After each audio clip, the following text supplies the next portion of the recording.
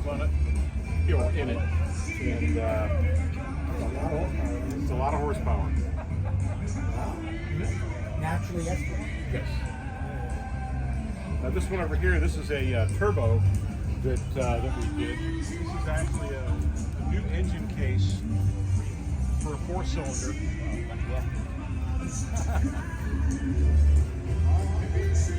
I have a 4-cylinder, a 912. This is a 4-cylinder, and it's got a little turbo right down back down in here that you really can't see.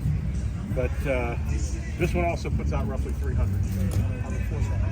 Right. Actually, it's pretty good. Is it? Yeah, it feels pretty good.